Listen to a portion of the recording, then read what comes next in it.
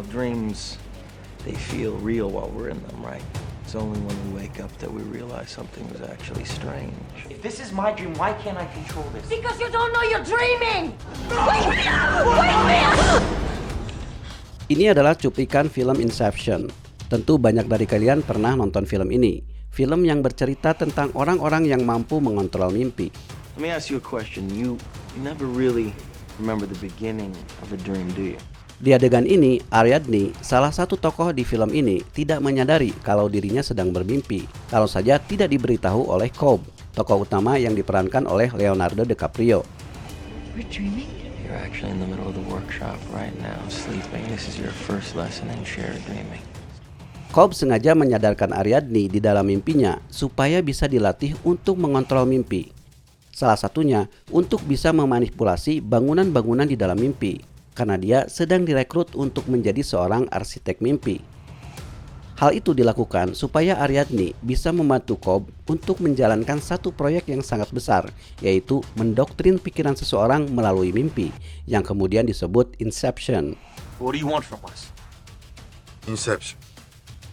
Nah, di video ini kita akan bahas sains di balik Inception, karena sesungguhnya mimpi ada sainsnya tersendiri, namanya oneriologi. Film Inception sendiri didasarkan pada sebuah fenomena di dalam mimpi yang disebut lucid dreaming. Lucid dreaming adalah jenis mimpi di mana kita sadar sedang bermimpi walaupun masih di dalam mimpi. Strange weather, isn't it? Fenomena ini sama sekali bukan tahayul dan bukan fenomena mistis, karena sains sudah melakukan penelitian soal itu. And then there's some superstition called lucid dreaming, where you can actually control the direction of the dream. Well, that superstition last year became science fact. Nanti kita bahas beberapa penelitiannya, di mana bahkan para peneliti bisa berkomunikasi secara live dengan orang yang mimpi. It seems like we've successfully communicated, so we're gonna wake her up and see what she remembers. Ya, pokoknya tonton video ini sampai habis, kalian tidak akan mau lagi begadang. Karena itu guys, siapkan akalnya dan siapkan imannya, karena kita akan masuk pada kajian yang bisa membuat kalian gila. In other words, the movie Inception is not totally hogwash.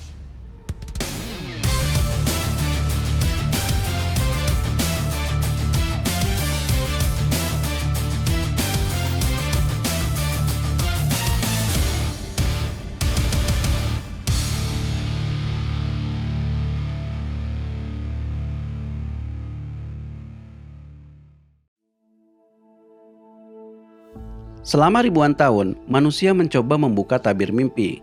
Karena mimpi, walaupun banyak yang bilang itu hanya bunga tidur, ada satu fakta yang tidak bisa kalian tolak, yaitu bahwa saat mimpi, semua terasa nyata sampai kita bangun. Well, dreams, they feel real while we're in them, right?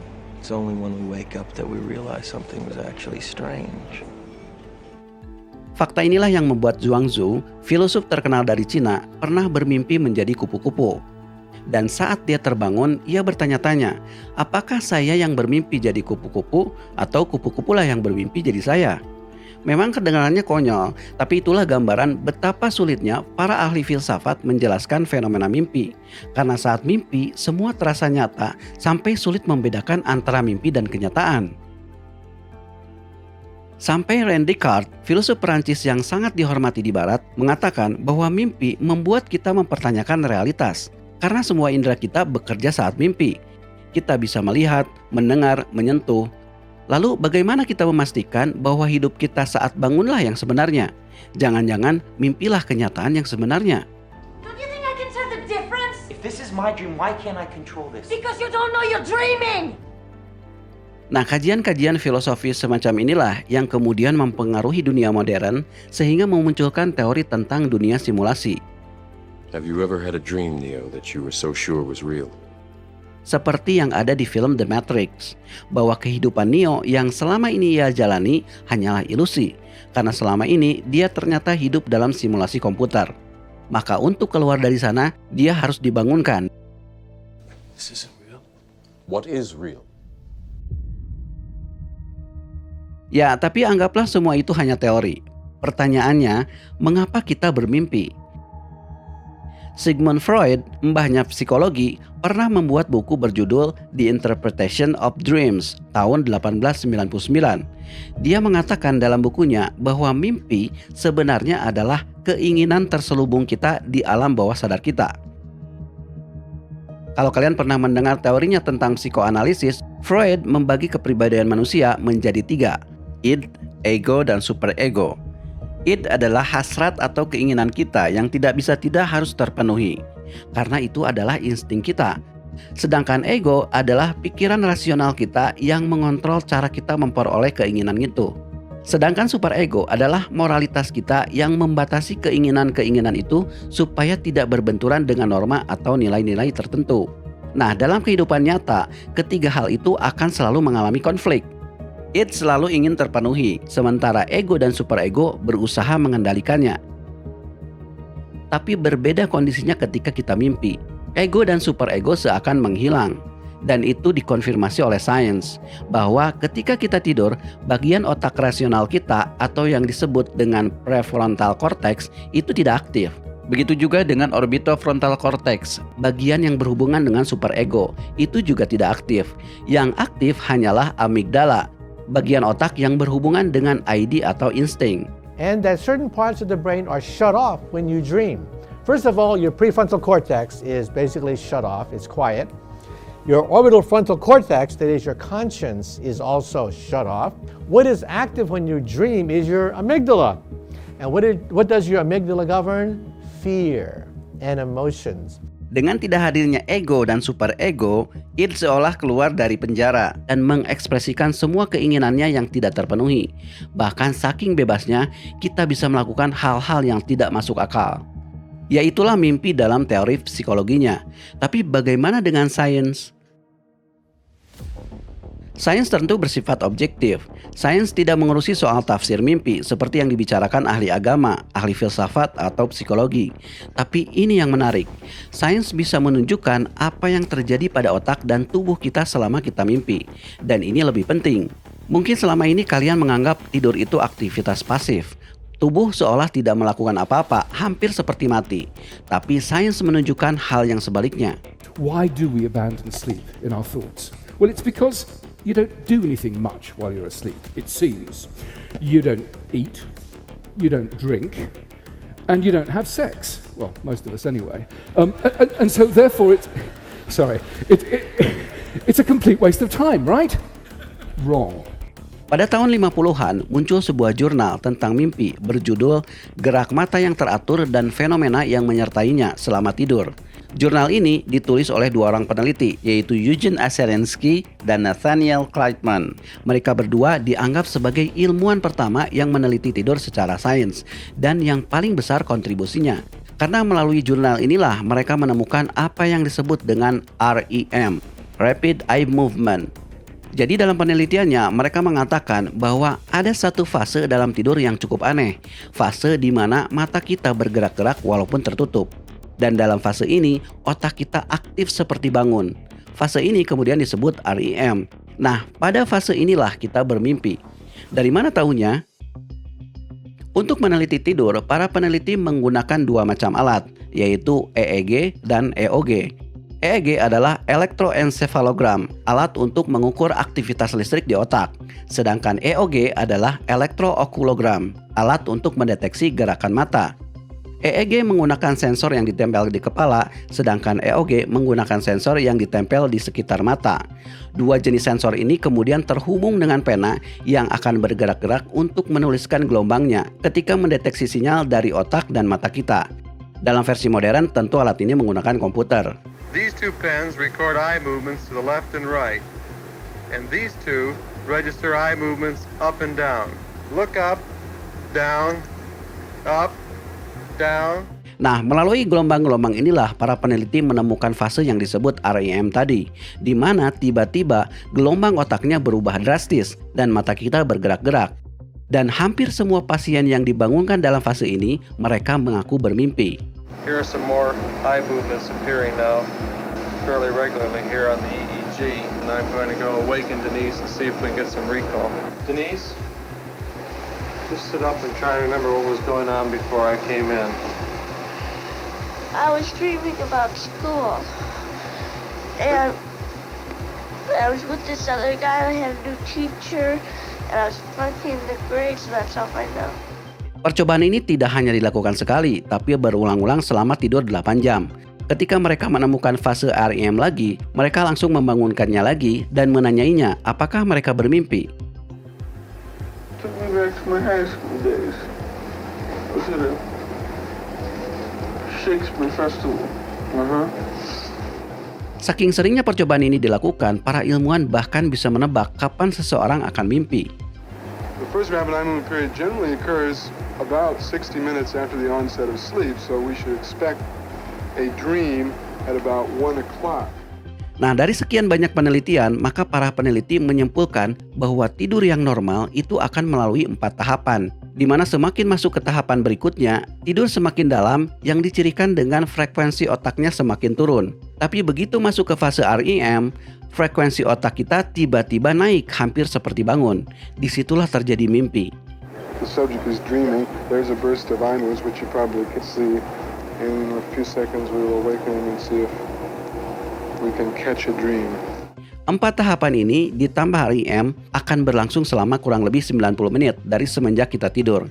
Dan setelah itu akan bolak-balik di antara tahapan-tahapannya. Artinya selama tidur 8 jam, kalian akan mengalami 4-5 kali REM atau 4-5 kali mimpi. Pertanyaannya, bagaimana kalau tidak pernah bermimpi atau jarang bermimpi? Menurut para peneliti, walaupun kalian merasa tidak bermimpi, belum tentu kalian tidak bermimpi. Mimpi akan kalian ingat kalau terbangun saat mimpi masih berlangsung atau saat fase REM-nya masih ada. Tapi kalau kalian terbangun saat fase REM-nya sudah kelewat, mimpi itu kemungkinan tidak akan kalian ingat seolah dihapus dari memori. Contohnya orang tua ini, dia mengaku tidak pernah bermimpi selama hidupnya. How have your dreams been lately? I don't have. Don't have any? What happened to him? I don't know. Tapi lihat apa yang terjadi ketika dia diuji di lab. But see here that he's clearly having some eye movements on the record with very fast activity, and we're going to go and awaken him now and see if he has any recall at all. Mr. Bates? Yeah. Anything going on before I came in the room? Yes. I think that I was getting ready. You think you were what? Get ready to go to work. I'm in New York City in the milk business. Nah, tapi terbalik dari orang tua tadi. Ada orang-orang yang bukan hanya mengingat mimpinya, tapi juga sadar di dalam mimpinya.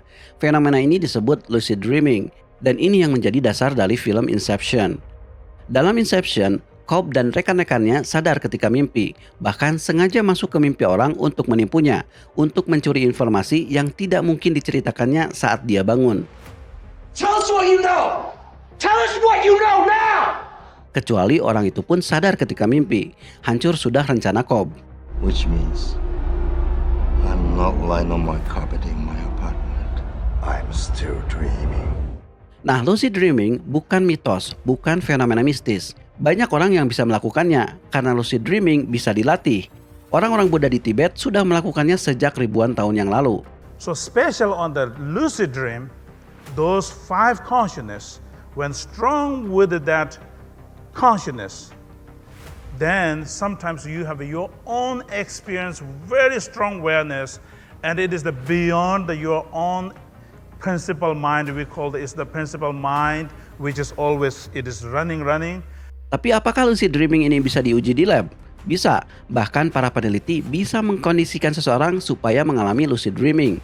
Salah satunya yang dilakukan oleh para peneliti dari Universitas Northwestern. Orang yang jadi relawan eksperimen dipakaikan EEG. Dia kemudian di briefing terlebih dahulu supaya bisa berkomunikasi saat mimpi kalau dia mengalami lucid. Tentu mereka tidak bisa berbicara dengan orang yang bangun saat mimpi, tapi mereka bisa memberikan kode dengan matanya. Their body is paralyzed, so they're not moving, but the eyes are an exception.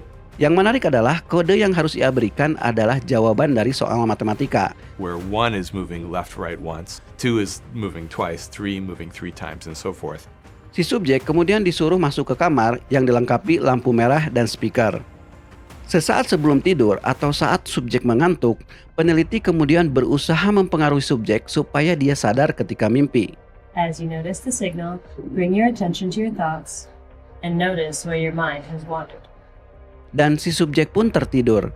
Peneliti kemudian melihat aktivitas otaknya, dan ketika dia masuk ke fase REM, peneliti menjalankan aksinya, yaitu memberi sinyal lampu kedap-kedip dan memberikan suara biola.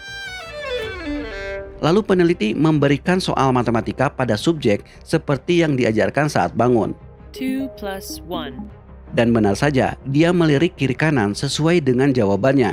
Artinya dia mengalami lucid atau sadar ketika mimpi. It seems like we've successfully communicated, so we're gonna wake her up and see what she remembers.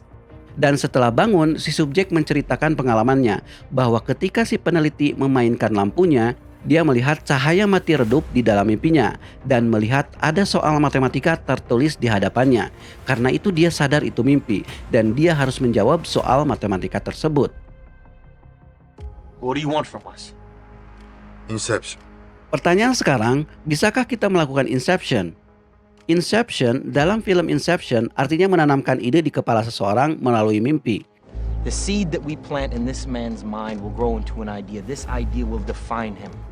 Dalam Inception, Cobb berusaha melakukan inception pada Fisher, anak seorang konglomerat, agar dia tidak meneruskan perusahaan ayahnya.